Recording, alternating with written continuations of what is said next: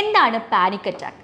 പെട്ടെന്ന് നമ്മളുടെ നെഞ്ചിലൊരു വേദന വരിക, ഒരു ഭാരം അനുഭവപ്പെടുക, കയ്യിലൂടെ ആ ഒരു വേദന റേഡിയേറ്റ് ചെയ്യുന്ന അവസ്ഥ, പെട്ടെന്ന് നമ്മൾ വേർക്കുക, അതുപോലെ തന്നെ അമിതമായിട്ടുള്ള കിതപ്പ് വരിക, ശ്വാസം മുട്ടൽ അനുഭവപ്പെടുക, വയറിലൊരു ഉരുണ്ടുകയറ്റം ഫീൽ ചെയ്യുക, ശരീരത്തിന് ഭാരം അനുഭവപ്പെടാത്തൊരവസ്ഥ. അതിൽ പ്രധാനമായിട്ട് ശീതലി എന്ന് പറഞ്ഞൊരു പ്രാണായാമമുണ്ട്. നമ്മൾ വായിലൂടെ ശ്വാസം എടുത്ത് മൂക്കിലൂടെ പുറത്തുവിടുന്ന ഒരു ടെക്നിക്കാണ്. അതുപോലെ തന്നെ നാഡിശുദ്ധി പ്രാണായാമം വളരെയധികം ഗുണം ചെയ്യും. ഇതുപോലുള്ള കോംപ്ലിക്കേഷൻസിലോട്ടൊക്കെ, പാനിക് ഡിസോർഡറിലൊക്കെ നമ്മൾ പോയി നിൽക്കാനുള്ള ഒരു സാധ്യത ഉണ്ടാവാം. ആയതിനാൽ നിങ്ങൾ വീട്ടിൽ തന്നെ ചെയ്യാൻ വേണ്ടി ശ്രമിക്കുക. എല്ലാവർക്കും നമസ്കാരം. ഞാൻ ഡോക്ടർ രഞ്ജിതാസ് വെൽനസ്, മുട്ടത്തറ, ട്രിവാൻഡ്രം. എന്താണ് പാനിക് അറ്റാക്ക്? പെട്ടെന്ന് നമ്മളുടെ നെഞ്ചിലൊരു വേദന വരിക, ഒരു ഭാരം അനുഭവപ്പെടുക, കയ്യിലൂടെ ആ ഒരു വേദന റേഡിയേറ്റ് ചെയ്യുന്ന അവസ്ഥ, പെട്ടെന്ന് നമ്മൾ വേർക്കുക, അതുപോലെ തന്നെ അമിതമായിട്ടുള്ള കിതപ്പ് വരിക, ശ്വാസം മുട്ടൽ അനുഭവപ്പെടുക, വയറിലൊരു ഉരുണ്ടുകയറ്റം ഫീൽ ചെയ്യുക, ശരീരത്തിന് ഭാരം അനുഭവപ്പെടാത്തൊരവസ്ഥ. നമ്മൾ പേടിച്ചു പോകും, നമ്മൾക്ക് ഹാർട്ട് അറ്റാക്ക് ആയിരിക്കും എന്നുള്ള രീതിയിൽ നമ്മൾ അമിതമായിട്ട് പേടിച്ച് പെട്ടെന്ന് ഹോസ്പിറ്റലിൽ പോകുന്നു.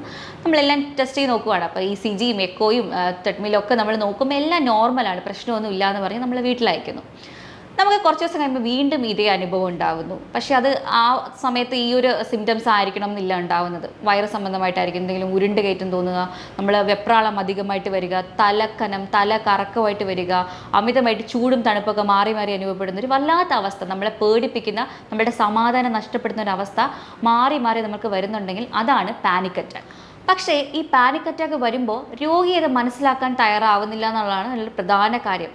അല്ല, എനിക്ക് എന്തോ മാരകമായിട്ടുള്ള അസുഖമുണ്ട്, അതുകൊണ്ടാണ് ഇങ്ങനെ വരുന്നത് എന്നുള്ളത് നമ്മൾ പല ഡോക്ടേഴ്സിനെ മാറി മാറി കാണുന്നവരുണ്ട്, പല ബ്ലഡ് ടെസ്റ്റുകൾ ചെയ്ത് നോക്കുന്നവരുണ്ട്. അപ്പോൾ എല്ലാവരും പറയും ഇത് നോർമലാണ്, ഇത് പാനിക് അറ്റാക്കാണ്. പക്ഷേ രോഗിക്ക് അത് ഒരിക്കലും ഉൾക്കൊള്ളാൻ പറ്റുന്നില്ല എന്നുള്ളതാണ് ഒരു സത്യം എന്ന് പറയുന്നത്.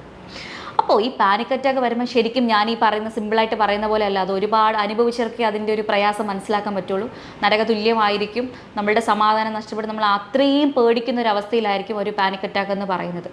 അത് ശരിക്കും പറഞ്ഞാൽ അതിൻ്റെ മെക്കാനിസം എന്താണ്, അത് എന്തുകൊണ്ടാണ് വരുന്നത് എന്നുള്ളത് ഞാനിവിടെ പറയാം. സാധാരണഗതിയിൽ നമ്മളുടെ ഒരു പട്ടി ഓട്ടിക്കുകയാണെന്ന് വിചാരിക്കുക, അല്ലെങ്കിൽ നമ്മളെ ഒരാൾ ആക്രമിക്കാൻ വരികയാണെന്ന് വിചാരിക്കുക. അപ്പം നമ്മൾ എന്താ ചെയ്യുക? ഒന്നെങ്കിലും നമ്മൾ ഓടും, അല്ലെങ്കിൽ നമ്മൾ പട്ടിനെയാണെങ്കിൽ കല്ലെടുത്തെറിയും, അങ്ങനെ എന്തെങ്കിലും നമ്മൾ റിയാക്ട് ചെയ്യും. അപ്പോൾ ഈ ഒരു ആക്രമിക്കാൻ വരുന്ന സമയത്ത് നമ്മൾക്ക് ബ്രെയിനിൽ പെട്ടെന്ന് സിഗ്നൽസ് പോവുകയാണ് ചെയ്യുന്നത്. അപ്പോൾ സിഗ്നൽസ് പോകുമ്പോഴത്തേക്ക് അതിനനുസരിച്ച് ബോഡി റിയാക്ട് ചെയ്യും. പ്രതിരോധ മെക്കാനിസം എന്ന് പറയുന്നത് എല്ലാവർക്കും ആക്ട് ചെയ്യും. അത് നമുക്ക് നോർമലാണ്. ആ സമയത്ത് നമ്മൾക്ക് സ്ട്രെസ് ഹോർമോണായ കോർട്ടിസോൺ, അഡ്രിനാലിൻ പോലുള്ള സ്ട്രെസ് ഹോർമോൺസ് പ്രൊഡ്യൂസ് ചെയ്യും. ഇത് കാരണമാണ് നമുക്ക് ഈ ഒരു പ്രതിരോധ ശക്തി അല്ലെങ്കിൽ പ്രതിരോധ മെക്കാനിസം വന്നിട്ട് ആക്ട് ചെയ്യുന്നത്. അപ്പോൾ നമ്മൾ എന്ത് ചെയ്യും? പെട്ടെന്ന് തിരിഞ്ഞോടുകയോ കല്ലെടുത്തെറിയുകയോ നമ്മൾ അതിനനുസരിച്ച് റിയാക്ട് ചെയ്യുകയോ ചെയ്യുന്നു. ആ സമയത്ത് നമുക്കൊരു വെപ്രാളം വരും, നമുക്ക് നെഞ്ചിരിപ്പ് കൂടും, നമ്മൾ വേർക്കും, നമുക്ക് കൈകാലൊക്കെ വിറയൽ വരും, മസിൽസൊക്കെ വലിഞ്ഞു മുറുങ്ങുന്ന പോലുള്ളൊരു തോന്നലൊക്കെ നമുക്ക് ഉണ്ടാവും നമ്മൾ പേടിച്ചിട്ട്. അത് ശരിക്കും പറഞ്ഞാൽ സാധാരണഗതിയിൽ നോർമലാണ്. നമുക്കൊരു അപകടം ഉണ്ടാവുമ്പോൾ നമ്മൾ റിയാക്ട് ചെയ്യുന്നതാണ് ഈ ഒരു നോർമലായിട്ട് നമുക്ക് കണക്കാക്കാം. അതിന് ഫൈറ്റ് ആൻഡ് ഫ്ലൈറ്റ് മെക്കാനിസം എന്ന് നമ്മൾ പറയും. അത് നമുക്ക് ഗൂഗിൾ ചെയ്താൽ നിങ്ങൾക്ക് മനസ്സിലാവും എന്താണെന്നുള്ളത്. ഇനി ഒരു അപകട സാഹചര്യം ഒന്നും ഇല്ലാതെ നമ്മൾ റിലാക്സ്ഡ് ആയിട്ട് നമ്മൾ വീട്ടിൽ റെസ്റ്റ് എടുക്കുമ്പോഴോ, നമ്മൾ ഉറങ്ങി കിടക്കുമ്പോഴോ, അല്ലെങ്കിൽ നമ്മൾ പുറത്തെവിടെയെങ്കിലും നല്ല കാമായിട്ടൊക്കെ നമ്മൾ എന്തെങ്കിലും കാര്യങ്ങളൊക്കെ ചെയ്തുകൊണ്ടിരിക്കുമ്പോൾ പെട്ടെന്ന് ഈ സ്ട്രെസ് ഹോർമോൺസ് ഇതുപോലെ റിലീസ് ചെയ്ത് ഇത്തരം സിംറ്റംസ് നമുക്ക് ഉണ്ടായാൽ എങ്ങനെ ഇരിക്കും? അതാണ് ശരിക്കും പറഞ്ഞാൽ പാനിക് അറ്റാക്കിൽ സംഭവിക്കുന്നത്.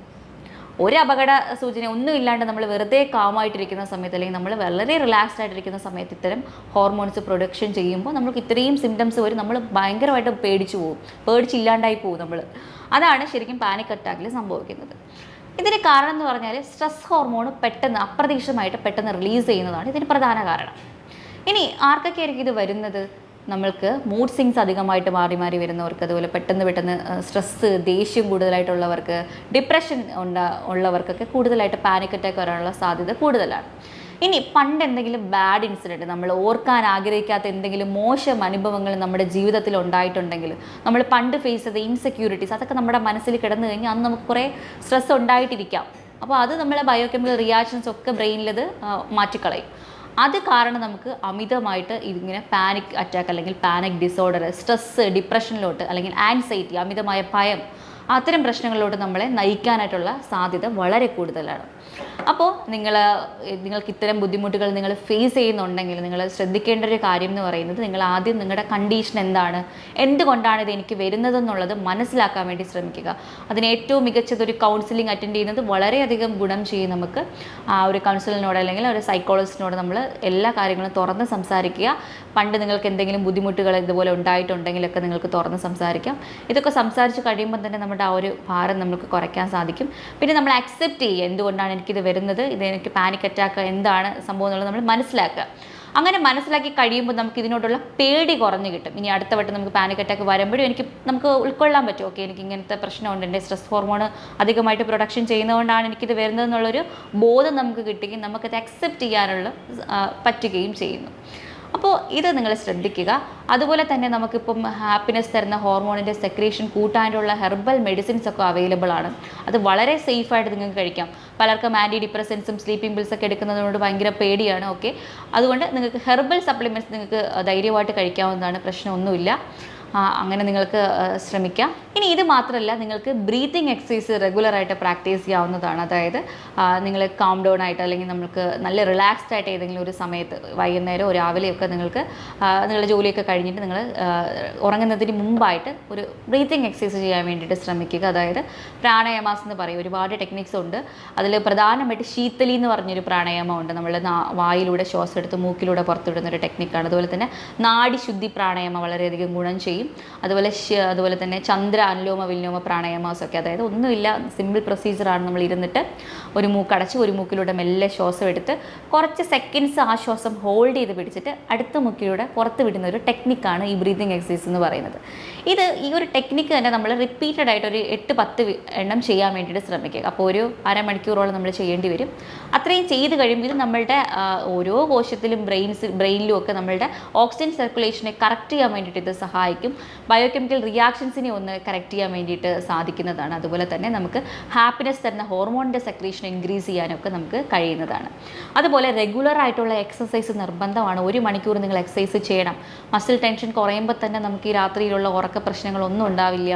നമുക്ക് സ്ട്രെസ് നന്നായിട്ട് കൺട്രോൾ ചെയ്യാൻ പറ്റും. ഈ എക്സസൈസ് ചെയ്യുമ്പോൾ നമുക്ക് സന്തോഷം തരുന്ന, അതായത് നമ്മളുടെ സെറട്ടോണിൻ, എൻഡോഫിൻ, ഓക്സിറ്റോക്സിൻ പോലുള്ള ഹാപ്പിനെസ് തരുന്ന ഹോർമോണിൻ്റെ സെക്രീഷൻ നമുക്ക് അധികപ്പെടുത്താൻ സാധിക്കുന്നതാണ്. ഇങ്ങനെ ഹാപ്പിനെസ് തരുന്ന ഹോർമോണിൻ്റെ സെക്രീഷൻ ഇൻക്രീസ് ചെയ്ത് കഴിഞ്ഞാൽ സ്ട്രെസ് ഹോർമോൺ നന്നായിട്ട് കുറഞ്ഞു കിട്ടും. അതുകൊണ്ടാണ് എക്സസൈസ് നിർബന്ധമായിട്ടും 1 മണിക്കൂർ ചെയ്യണം എന്ന് അഡ്വൈസ് ചെയ്യുന്നത്. അപ്പോൾ നിങ്ങളത് ജിം വർക്കൗട്ട് ആവട്ടെ, നടക്കാൻ പോകുന്നതോ വീട്ടിൽ ചെയ്യുന്നതോ എന്തായാലും കുഴപ്പമില്ല, അത് 1 മണിക്കൂർ നിങ്ങൾ നിർബന്ധമായിട്ടും എക്സസൈസ് ചെയ്യാൻ വേണ്ടിയിട്ട് ശ്രമിക്കുക. ഇത് നമ്മുടെ സ്ലീപ്പിനെയൊക്കെ ഇമ്പ്രൂവ് ചെയ്യാൻ വേണ്ടിയിട്ടൊക്കെ, നല്ല ക്വാളിറ്റി ഓഫ് സ്ലീപ്പ് കിട്ടാനൊക്കെ നമുക്ക് വളരെയധികം ഗുണം ചെയ്യും. അതുപോലെ തന്നെ പ്രോഗ്രസീവ് മസിൽ റിലാക്സേഷൻ ടെക്നിക്സ് ഒന്ന് ചെയ്യാൻ വേണ്ടിയിട്ട് ശ്രമിക്കണം. അത് നമ്മൾ പ്രാണായാമസ് ചെയ്യുന്നുണ്ടെങ്കിൽ അത് കഴിഞ്ഞതിന് ശേഷം ഒന്ന് നിലത്ത് കിടന്നിട്ട്, യോഗ മാറ്റ് വിരിച്ചിട്ട് നിലത്ത് കിടന്നിട്ട് നമ്മൾ കറക്റ്റായിട്ട് നമ്മൾ ഓരോ ജോയിൻസും കോൺട്രാക്ട് ചെയ്തിട്ട് റിലാക്സ് ചെയ്യുന്ന ഒരു ടെക്നിക്കാണ് മസിൽ റിലാക്സേഷൻ ടെക്നിക്സ് എന്ന് പറയുന്നത്. അതും ഒന്ന് പ്രാക്ടീസ് ചെയ്യാൻ വേണ്ടിയിട്ട് ശ്രമിക്കണം. അത് ഡെയിലി നമ്മൾ റെഗുലറായിട്ട് പ്രാക്ടീസ് ചെയ്യണം. അതുപോലെ തന്നെ നമ്മളുടെ വിഷമങ്ങൾ അല്ലെങ്കിൽ നമ്മളുടെ ഇൻസെക്യൂരിറ്റീസ് ഒക്കെ ഉണ്ടെങ്കിൽ നമ്മൾ ആരോടെങ്കിലും ഷെയർ ചെയ്യാൻ വേണ്ടിയിട്ട് ശ്രമിക്കുക. നമ്മളുടെ ഏറ്റവും അടുത്ത കൂട്ടുകാർ, അല്ലെങ്കിൽ അതും കൂട്ടുകാരെ ഞാൻ പറയില്ല, നമ്മുടെ വീട്ടുകാരോ പാർട്ട്ണറോ അങ്ങനെ ആരെങ്കിലും ഉണ്ടെങ്കിൽ നമ്മളത് അവരോട് ഷെയർ ചെയ്യാൻ വേണ്ടി ശ്രമിക്കുക. അല്ലെങ്കിൽ നമുക്ക് അത് ബുദ്ധിമുട്ടാണെന്നുണ്ടെങ്കിൽ നമ്മൾ എഴുതി സൂക്ഷിക്കാൻ വേണ്ടി ശ്രമിക്കുക. നമുക്ക് വരുന്ന ഓവർ തിങ്കിങ്, നമുക്ക് വരുന്ന അമിത പേടി, ആൻസൈറ്റി നമുക്ക് ഉണ്ടാകുന്നുണ്ടെങ്കിൽ അതെന്താണ് കാരണം എന്നുള്ളതൊക്കെ നമ്മൾ എഴുതി സൂക്ഷിക്കാൻ വേണ്ടിയിട്ട് ശ്രദ്ധിക്കണം. അങ്ങനെ ചെയ്യുമ്പോൾ നമ്മളുടെ കുറച്ച് മനസ്സിലുണ്ടാകുന്ന കുറച്ച് ഒരു ഭാരം അല്ലെങ്കിൽ ഒരു പ്രഷർ നമുക്ക് ഇറക്കി വയ്ക്കാൻ വേണ്ടിയിട്ട് നമുക്ക് സാധിക്കുന്നതാണ്. അപ്പോൾ ഇത്തരം കാര്യങ്ങൾ നിങ്ങൾ റിപ്പീറ്റായിട്ട് ചെയ്യുക. പിന്നെ കുഞ്ഞിലേ തന്നെ കുട്ടികൾ വളരുമ്പോൾ തന്നെ പാരൻസ് ശ്രദ്ധിക്കേണ്ട കുറേ കാര്യങ്ങളുണ്ട്. അത് നമ്മൾ കറക്റ്റായിട്ട് ശ്രദ്ധിക്കുവാണെങ്കിൽ ഈ ഒരു പാനിക് അറ്റാക്ക് അല്ലെങ്കിൽ ഈ ഒരു സ്ട്രെസ്സ് ഭാവിയിൽ കുട്ടികളെ പുതിയ കോളേജിൽ പോകുമ്പോഴോ അല്ലെങ്കിൽ അവർക്ക് ജോലി കിട്ടുമ്പോഴോ അല്ലെങ്കിൽ ഫാമിലി ലൈഫ് കടക്കുമ്പോഴോ ഒക്കെ അവർ പകച്ചു നിൽക്കുന്ന കുറേ സിറ്റുവേഷൻസ് ഉണ്ട്.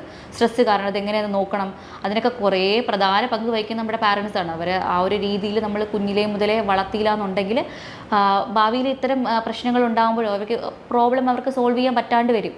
അവരിങ്ങനെ പകച്ചു നിൽക്കും, അവരുടെ സ്ട്രെസ്സ് കൂടും, അവരുടെ ഡിപ്രഷനാവും. അപ്പോൾ അത് വളരെ ഇമ്പോർട്ടൻ്റ് ആയിട്ടുള്ളൊരു കാര്യമാണ് പാരൻസ് ശ്രദ്ധിക്കേണ്ടത്. അവർ കുഞ്ഞു കാര്യങ്ങൾ വരെ വീട്ടിൽ എല്ലാം നമ്മൾ പാമ്പർ ചെയ്ത് എല്ലാം കുഞ്ഞുങ്ങൾക്ക് ചെയ്ത് കൊടുക്കാതെ വളർത്തേണ്ടത് വളരെ അത്യാവശ്യമാണ്. കാരണം അവർ കഴിക്കുന്ന ഭക്ഷണത്തിൻ്റെ പ്ലേറ്റ് അവർ തന്നെ കഴുകി വെക്കണം. അതുപോലെ അവരുടെ ഇടുന്ന ക്ലോത്ത്സ് അവർ തന്നെ അലക്കാൻ വേണ്ടിയിട്ട് പഠിപ്പിക്കുക. അവരുടെ റൂം ക്ലീൻ ചെയ്യുന്നത്, അവരെ ബെഡ് വിരിക്കുന്നതും അവരുടേതായ കാര്യങ്ങൾ അവർ തന്നെ ഇൻഡിപെൻഡൻ്റായിട്ട് ചെയ്യാൻ വേണ്ടിയിട്ട് നിങ്ങൾ പാരൻസ് തന്നെ വീട്ടിൽ ശ്രദ്ധിക്കേണ്ടത് വളരെ അത്യാവശ്യമാണ്. അപ്പോൾ അവർക്ക് തന്നെ മെൻ്റലി ഓക്കെ, ഞാൻ ഇൻഡിപെൻഡൻ്റ് ആണ്, എനിക്ക് ആരും ഡിപ്പെൻഡ് ചെയ്യേണ്ട ആവശ്യമില്ല എന്നുള്ളൊരു തോട്ട്സ് അവർക്ക് വരും. അവരുടെ കാര്യങ്ങൾ പിന്നീട് സ്വന്തമായിട്ട് ചെയ്തു തുടങ്ങുന്ന കുറേ കാര്യങ്ങളുണ്ട് അതിനകത്ത്. അപ്പോൾ അതൊക്കെ നിങ്ങൾ ശ്രദ്ധിക്കേണ്ടത് വളരെ വളരെ അത്യാവശ്യമുള്ള കാര്യമാണ്. അങ്ങനെ ശ്രദ്ധിച്ചില്ല എന്നുണ്ടെങ്കിൽ ഭാവിയിൽ ഒരു പ്രശ്നങ്ങൾ, അല്ലെങ്കിൽ നമുക്ക് അറിയാമല്ലോ നമ്മുടെ ജീവിതമാകുമ്പോൾ ഒരുപാട് പ്രശ്നങ്ങൾ നമുക്ക് വരും.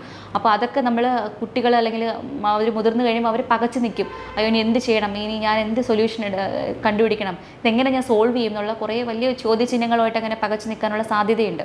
ആയതിനാൽ നമ്മളിത് വീട്ടിൽ തന്നെ ഒന്ന് ശ്രദ്ധിക്കേണ്ട കാര്യങ്ങളാണ്. പിന്നെ എന്തെങ്കിലും ഉണ്ടെങ്കിൽ നമ്മളൊരു ഫ്രണ്ട്ലി ആയിട്ട് നമ്മൾ കുട്ടികളോട് പെരുമാറുക, അവരുടെ അടുത്ത് എല്ലാ കാര്യങ്ങളും ചോദിച്ച് മനസ്സിലാക്കാൻ വേണ്ടി ശ്രമിക്കുക. അപ്പം പുതിയ ഫ്രണ്ട്സിൻ്റെ ഒന്നും ആവശ്യമില്ല. ഇന്നത്തെ കാലത്ത് നമുക്കറിയാമല്ലോ, നമ്മൾ ഒരിക്കലും ഒരാളെ നമ്മൾ 100% ഡിപ്പെൻഡ് ചെയ്യാനേ പാടില്ല. നമ്മൾ ഒരിക്കലും ഡിപ്പെൻഡ് ചെയ്യരുത്. നമ്മുടെ കാര്യങ്ങൾ നമ്മൾ തന്നെ ചെയ്ത് പഠിക്കുക, നമ്മൾ തന്നെ അത് മുന്നോട്ട് കൊണ്ടുപോകണം. സ്ട്രെസ് ഉണ്ടെങ്കിലും ആൻസൈറ്റി ഉണ്ടെങ്കിലും നമ്മൾ ഇഷ്ടപ്പെട്ട ആരുടെങ്കിലും നമ്മൾ ഷെയർ ചെയ്ത് അതിനെ കുറച്ച്, ഞാൻ ഈ പറയുന്ന ടെക്നിക്സ് ഒക്കെ നമ്മൾ ചെയ്ത്, അല്ലെങ്കിൽ ഒരു കൗൺസിലിംഗ് എടുത്ത് അവരോട് സംസാരിച്ച് ഇതിനെ ഒന്ന് ക്ലിയർ ചെയ്യാൻ വേണ്ടിയിട്ട് നിങ്ങൾ ശ്രമിക്കുക. നിങ്ങൾ മനസ്സിലിട്ട് ഇതിനെ ഓവർ തിങ്ക് ചെയ്ത് ആൻസൈറ്റി കൂട്ടിയെടുത്ത് കഴിഞ്ഞാൽ ഇതുപോലുള്ള കോംപ്ലിക്കേഷൻസിലോട്ടൊക്കെ, പാനിക് ഡിസോർഡറിലൊക്കെ നമ്മൾ പോയി നിൽക്കാനുള്ള ഒരു സാധ്യത ഉണ്ടാവാം. ആയതിനാൽ നിങ്ങൾ വീട്ടിൽ തന്നെ ചെയ്യാൻ വേണ്ടി ശ്രമിക്കുക. പിന്നെ നമ്മൾ ഒരിക്കലും 100% ഒരു വ്യക്തിയെയും വിശ്വസിക്കുകയോ സ്നേഹിക്കുകയോ ചെയ്യാണ്ടിരിക്കുന്നതാണ് ഇന്നത്തെ കാലത്ത് ഏറ്റവും നല്ലത്. കാരണം ഇപ്പം കൗൺസിലിംഗ് ഒക്കെ അറ്റൻഡ് ചെയ്യുമ്പോൾ അല്ലെങ്കിൽ പേഷ്യൻസ് വന്ന് പറയുന്നത് കൂടുതലും അഫെയറിൻ്റെ കാര്യങ്ങളാണ്. ഒരു 10 പേര് വന്നാൽ അതിൽ 8 പേരും പറയുന്നത് റിലേഷൻസ്, അത് കല്യാണത്തിന് മുമ്പുള്ളതും ശേഷമുള്ളതൊക്കെ ആയിട്ടുള്ള കാര്യങ്ങളാണ്. അപ്പോൾ അതുകൊണ്ട് പറയുകയാണ്, നമ്മൾ എന്തിനാണ് ഇങ്ങനെ ഒരാളെ 100% നമ്മൾ വിശ്വസിച്ച് നിൽക്കുമ്പോഴാണ് നമ്മൾക്ക് തിരിച്ചടികൾ ധാരാളം കിട്ടുന്നത്, നമ്മൾ പകച്ചു പോകുന്നത്. നമ്മൾക്ക് ഒരുപാട് സ്ട്രെസ് അത് കാരണം ഉണ്ടാകും, നമ്മുടെ ലൈഫ് തന്നെ സ്പോയിലായി പോകും. അതുകൊണ്ടാണ് ഇന്നത്തെ കാലത്ത് നമ്മൾ ഇൻഡിപെൻഡൻ്റായിട്ട് ജീവിക്കാൻ പഠിക്കുക, നമ്മുടെ കാര്യങ്ങൾ നമ്മൾ ചെയ്ത് പഠിക്കുക. സെൽഫ് ലവ് വളരെ ഇമ്പോർട്ടൻ്റ് ആണ്. സെൽഫ് എസ്റ്റീം എന്ന് പറയും. നമ്മളെ തന്നെ സ്നേഹിക്കാൻ പഠിക്കുക, നമ്മളെ ക്വാളിറ്റിയിൽ നമ്മൾ ഒരു മതിപ്പ് കൊടുക്കുക. ഇത്തരം കാര്യങ്ങളൊക്കെ ഒന്ന് ശ്രദ്ധിക്കാൻ വേണ്ടി ശ്രമിക്കുക. കൂടുതൽ വിവരങ്ങൾക്കായിട്ട് താഴെ കാണുന്ന നമ്പറിൽ നിങ്ങൾക്ക് കോൺടാക്റ്റ് ചെയ്യാവുന്നതാണ്. മറ്റൊരു വീഡിയോ ആയിട്ട് വീണ്ടും കാണാം. Take care.